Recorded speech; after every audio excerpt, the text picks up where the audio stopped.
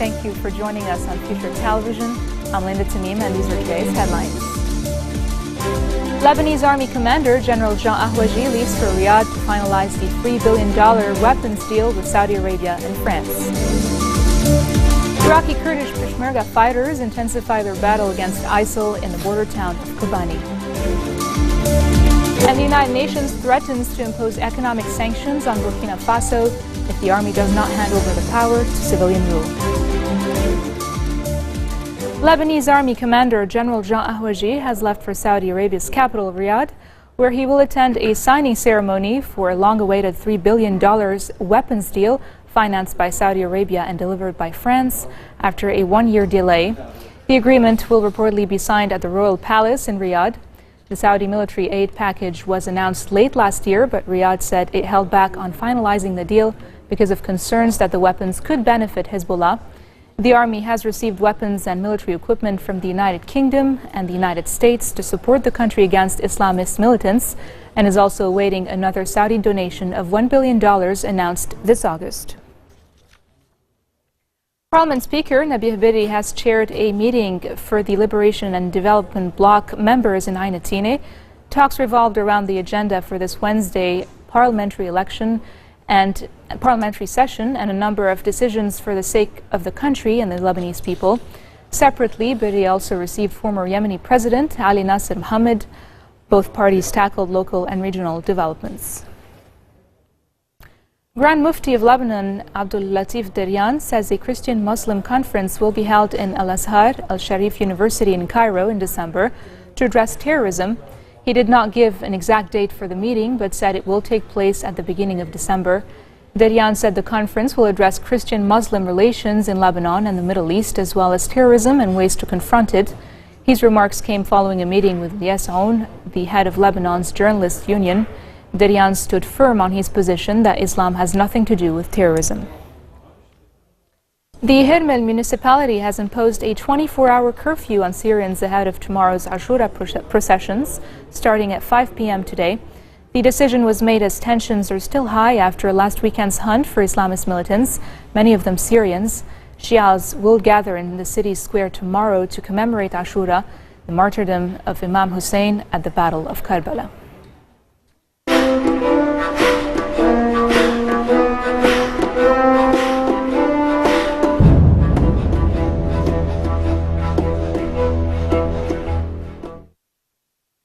Mortar rounds in and around the besieged town of Kobani, pushing to drive out Islamic State militants.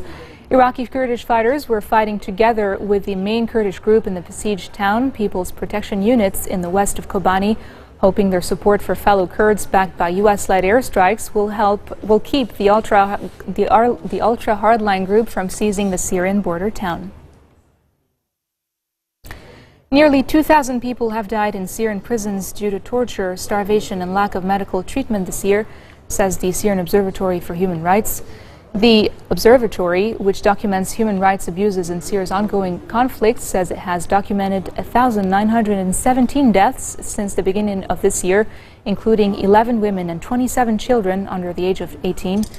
Earlier this year, a defected former military police photographer smuggled 55,000 photos out of Syria, revealing the conditions of Syrian detention centers and the widespread use of torture.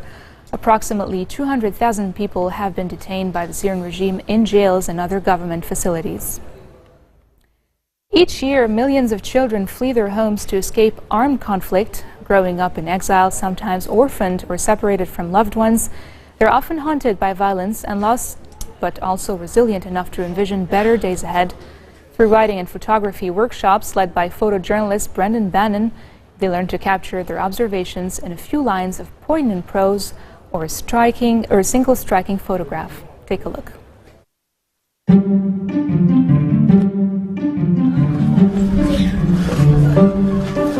Reconstructing a dream. Sisters Randa and Ragda are setting up Randa's dream to be a sports teacher.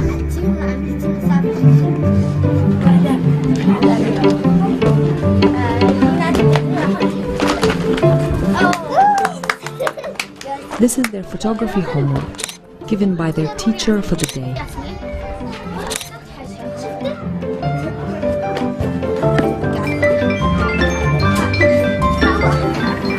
أكيد بس إنه يعطينا فكرة. بعد بخطط وأني بفكر وبخطط وهو عم بيشرح، يعني تابع أفكاري إنه بصير عندي فكرة مباشرة بكتبها على الدفتر عشان ما أنساها. بس أجي هون بخطط وبشوف شو بدي المواد، بعدين هيك بعدين بصور.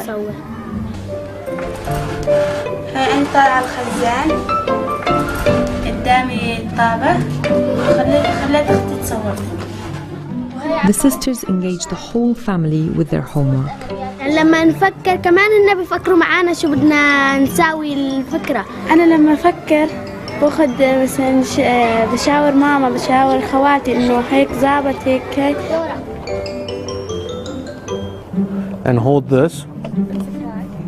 Randa and Raghda are part of a special class. Can you see him through there? Teaching Syrian refugees at Zatari refugee camp how to express themselves through photography. Think of a way that you could use that mirror to figure out how you're going to solve the problem. 12 children, 12 cameras, all guided by photographer Brendan Bannon. When I've taught refugee kids previously, I taught kids who were born into refugee camps or who became refugees as toddlers or infants. They didn't have a direct memory of the circumstances of their migration. These kids all have very clear memories. They've all suffered losses of friends, immediate family.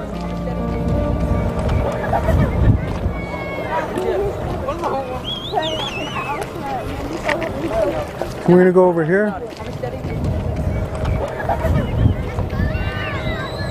So who has their cameras? The children's lives are reflected in their work. They've gone from living in areas filled with greenery and farms and to a desert.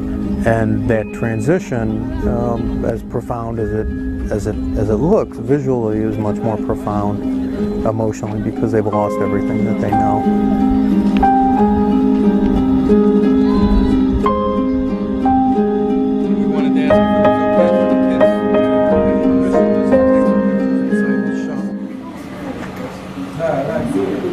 Ay, ay, ay, ay, ay.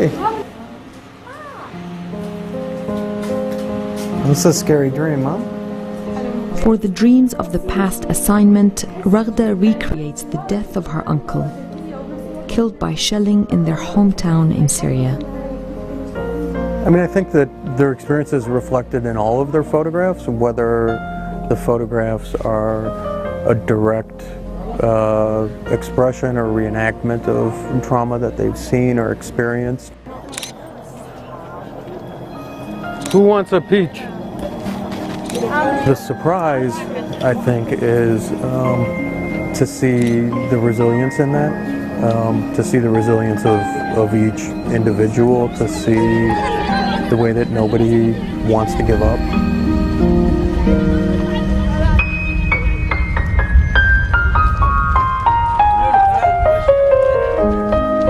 The course gives the children the chance to raise their quiet voice above the rest, to share their reality with others. The photographs are full of complex emotions: loss and longing, hope and fear, dark dreams from the past, but also resilient and happy dreams of the future.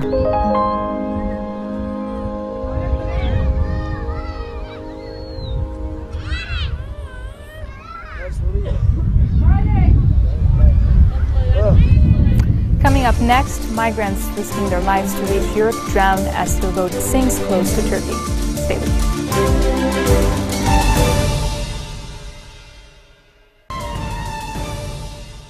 Welcome back. The Islamic State group has killed at least 200 people from the Al Bunimr tribe in Iraq's Anbar province. Pro-government forces have suffered setbacks against ISIL in Anbar over the past weeks, raising concerns that the province could fall entirely to the Islamist militants. The latest killings could be intended as intimidation to discourage resistance from the powerful local tribes in Anbar. Meanwhile, Canada has carried out its first airstrikes against ISIL, with Canadian warplanes targeting jihadist positions around the city of Fallujah.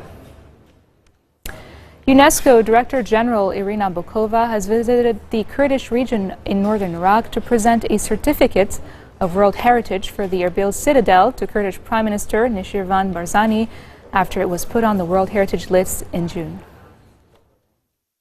This is a message of support, this is a message of solidarity, this is a message of commitment also in these difficult times for the Iraqi people.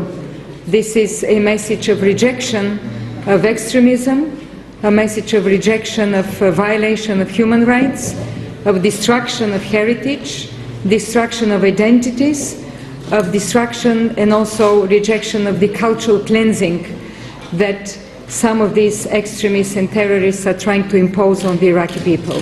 We have worked with the Security Council so that in its resolution from this August, the necessity to protect and preserve the cultural heritage and cultural diversity of Iraq be among the main, I would say, political objectives of the international community and of the United Nations. And we will continue to do that with the full conviction that we have that this is our highest responsibility in the danger of extremism in your country. And now for news around the world in brief. The United Nations has threatened to impose economic sanctions on Burkina Faso if the army does not hand over the power to civilian rule. The army stepped into the power vacuum left by President Blaise Compaoré, who was forced to resign in the wake of violent street demonstrations over his 27-year rule that some have likened to the Arab Spring. At least 24 illegal migrants have drowned just outside of the Turkish city of Istanbul when the boat carrying them towards Europe sank in the Black Sea. The boat carried Afghan migrants and was headed for Romania. The boat had set off from Bakirköy, a suburb of Istanbul on the Sea of Marmara side of the Bosphorus. 7 people were rescued and 9 more were missing from the stricken boat, which reportedly carried 12 children and 7 women. India has increased security along its border with Pakistan after a suicide bomber on the Pakistani side killed at least 45 people. The attack happened less than a kilometer away from the border after a daily ceremony when troops from both sides simultaneously lowered the 2 nation flags. The Pakistani Taliban has claimed responsibility for the bombing. Moving on to Europe, Italy's culture minister has backed a proposal to rebuild the floor of Rome's Colosseum, allowing visitors to stand in the arena where gladiators once fought. In ancient times, a wooden floor covered with sand was built on top of the tunnels through which animals, fighters, or performers were brought into the arena.